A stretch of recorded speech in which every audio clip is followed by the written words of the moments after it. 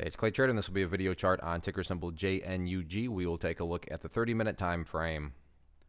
Real quick, what do I mean by 30-minute in case maybe you're new to charts?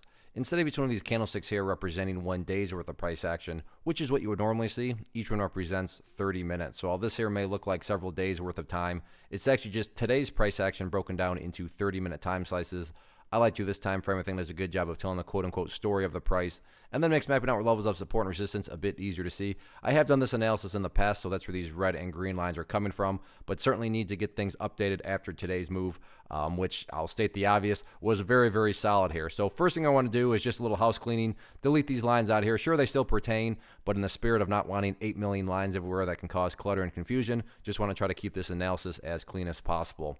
First update that comes about is based on a foundational rule in charting, which states when levels of resistance are broken and closed above, you want to see them act as support. So for those of you that watched the past videos, hopefully you remember me talking about $7 as resistance, but now that the price is broken above it and maintained above it, $7 would now be considered an area of support.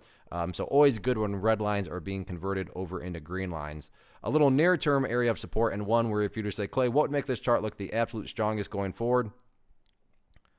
If the price can hold up above $8.25, that would by far make the chart look, the strongest. But by no means am I saying that if the price drops below $8.25, that everything's ruined or anything like that. That would just, be the best case scenario. From the broader scope of things, as long as the price continues to hold up above that purple line there, which is the 50-period simple moving average, then the bulls are in full control. You can see a couple instances where the price got somewhat close to it, but in each instance, the price acted like you would want to see it act, and the uptrend continues. So those are going to be the levels of support. What about potential battlegrounds? So let's try to figure out some areas of resistance. For this, we may need to go to another time frame.